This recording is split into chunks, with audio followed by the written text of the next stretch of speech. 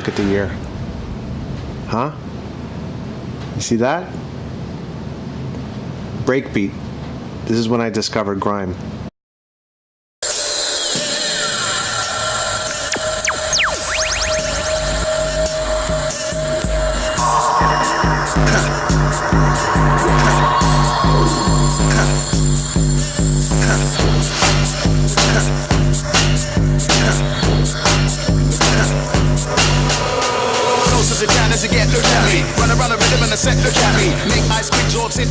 There you have it. So I've been doing this for a long time, okay? So I don't want you to just think I'm anybody. For 30 years, since I was a 4-year-old child, I was, listening to Rapper's Delight and that sort of thing. So I've been through the Wu-Tang, through all the KRS-One, through everything up until the grime thing happened, and that's when I first discovered grime. And I've also DJ'd, worked in the music industry and the distribution side and that sort of thing, and I could tell you it is a corrupt, backstabbing, awful industry to be in.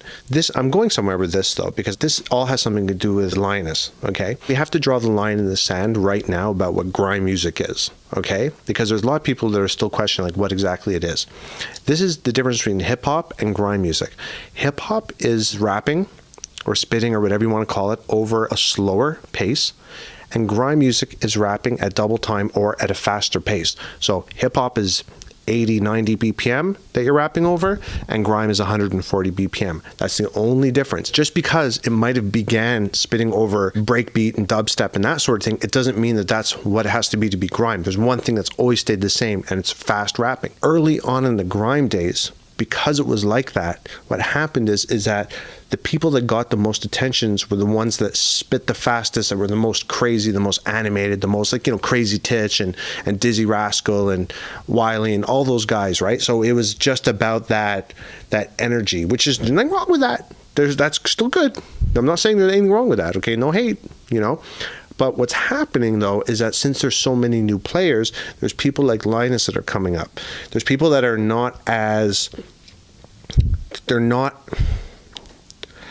they're lyrical. You know what I mean? They're not as about gimmicks. No names, no hate, okay? But they're not about, new way. They're not about, like that sort of stuff. That's legit too. That's on hype too. I'm not saying it's not on hype. Just to let you know, there's people coming up that are there's going to be more like Lioness coming up. And it's about quality. It's about lyrics. So when Lioness is put beside a bunch of other girls, when she's put in a lineup beside a bunch of other female artists, she might get passed over, or the people that don't understand the music or don't Americans might watch and say, oh, that one's standing out, but that one's quite not. Now, the thing is, though, is that people said the same about Jay-Z.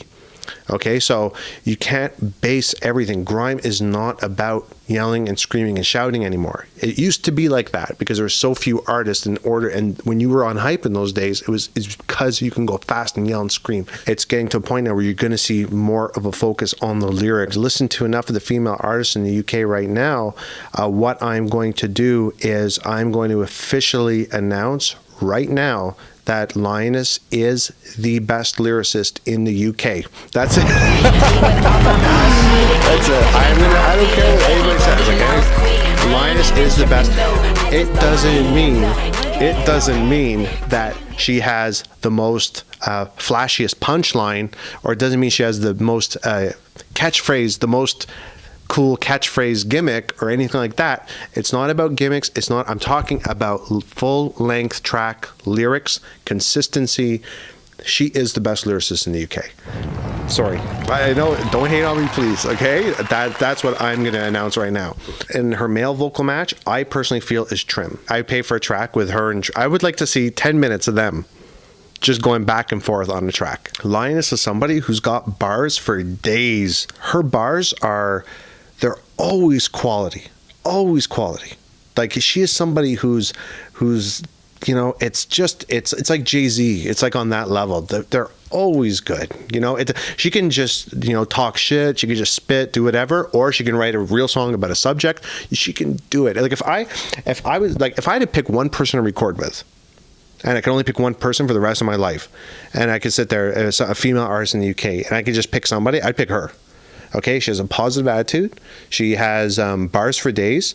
She can write anything that she understands the type of track that it is, and she can write it. She can write pop. She can write any kind of, she might not be the best singer, the most flashy. She might not have the most, she might be the most crazy or fastest or anything like that, but she has that quality and she has the consistency along with her positive attitude. She's the life of the party at Twitter. She's funny. She's just, I can't say enough good things about her. If you are a producer, I urge you to send her some beats. Okay, let's get into the review and talk about her mixtape. Now, there's a lot of songs, so I'm going to have to go quick over it. The mixtape that she has is called... it's called. So I'm not hating. Okay, the mixtape she has is called Loch Ness Monster. Okay. Now the story with that is I went and I asked her on Twitter, because you can add her to Twitter. Actually, matter of fact, there's her Twitter name right down there. You add her to Twitter, you can get her, talk to her. You Americans out there, if you want, add her on Twitter. You don't know her, add her up, say what's up, talk to her, download the music, and that's what you can do with these people over in the UK. You know what I mean? The name, I feel, if you're a lioness and you're a lion, then that would be your queen of the jungle. It's the jungle out there. It's queen of the jungle. So I asked her, I said, is that what you were going to call it? And she says, no.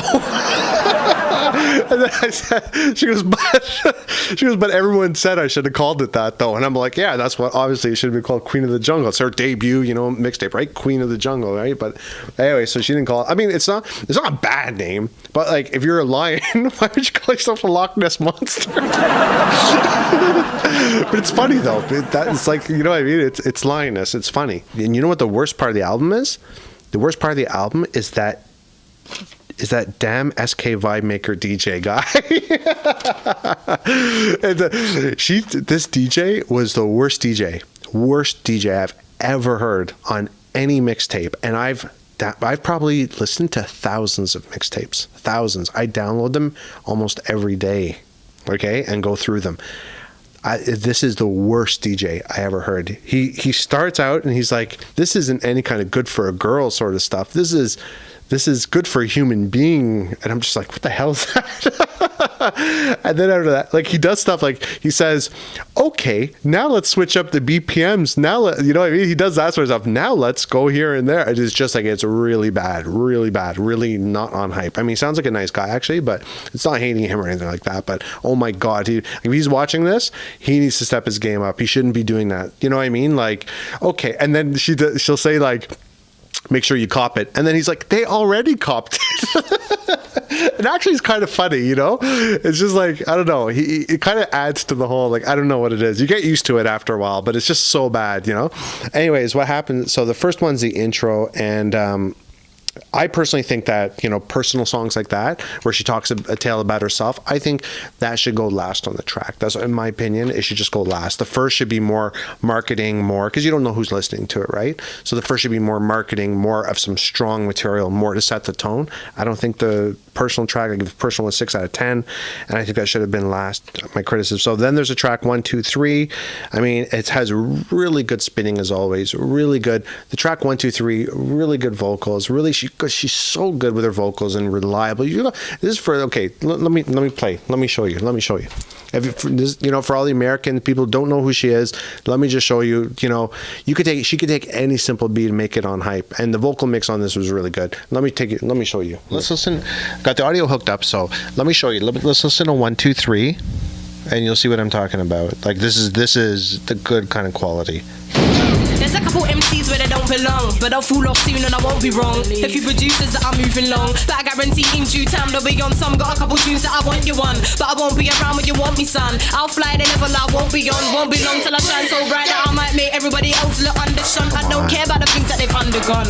I will never feel like the underdog. I'll still run up in a set like a styling flair that will never have, never been a titan. Compared to me, never that, I'll never stop fighting. I just have to make that straight. That's the kind of flow I'm talking about. That's the sort of thing. That's the kind of quality. What we have is Paper Chase. Now that's a good one. Okay, I give that an 8 out of 10. But I mean, there's a lot of people out there. I'm not going to sit there and say, oh, it's Lioness's track and that sort of thing. It offend a lot of people. But like for what I never heard the track before in the background. So to me, it's like an 8 out of 10. It's really good. Then we have an 8 out of 10 song. Actually, I gave this song, I give an 8.5 out of 10. I like this so much, and it's called Smooth. Smooth is definitely one of my favorite songs on the CD. We're talking about radio quality. We're talking about, listen.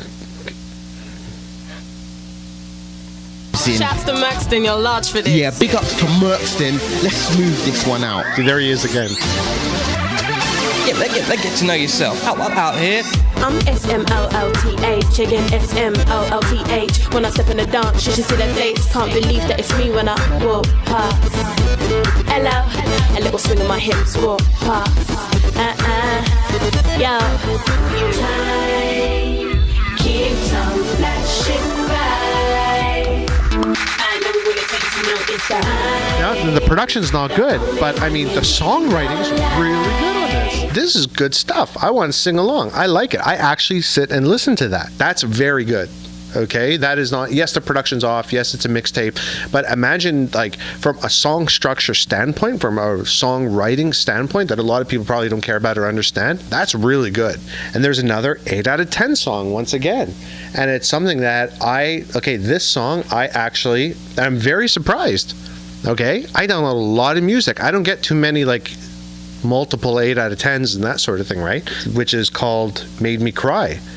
And there's Ariella she does an amazing job on the hooks. I mean, of course, as I said, the production is a little bit off, the levels aren't perfect or anything like that. The way the vocals are done aren't perfect on this song, but that's really good.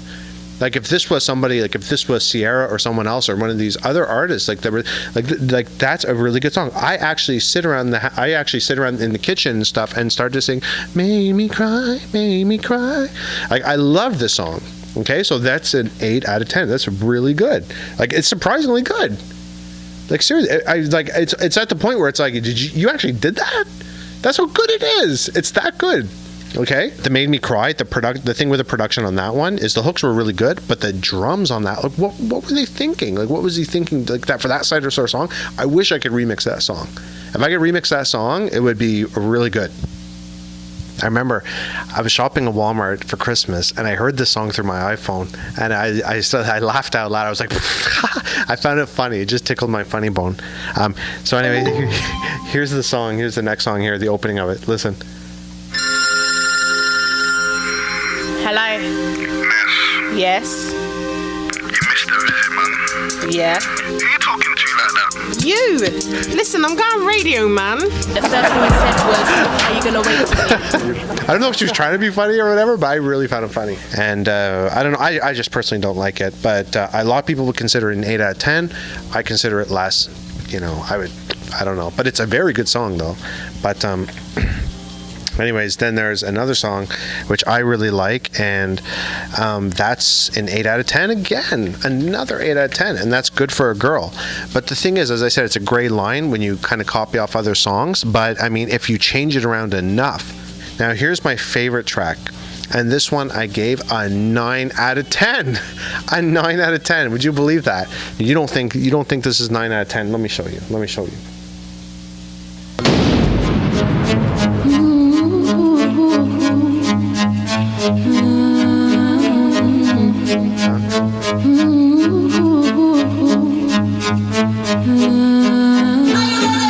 It's nothing I'll sing for him. Because now I know I'm just a link to him. I'll let him think that I'm still into him. Come on, guys. Enough evidence and ruin things for him. We need rewind. We need rewind for that one. That's so badass. That's just so good. That's so good. This is what I'm telling you, guys. Come on, guys. Come on. It's nothing I'll sing for him. Because now I know I'm just a link to him. I'll let him think that I'm still into him. Then get enough evidence and ruin things for him. As a mixtape, I'm going to give this. And for the quality of her lyrics and her songwriting on the songs that are good, For the Jenner, I'm going to say that this mixtape is...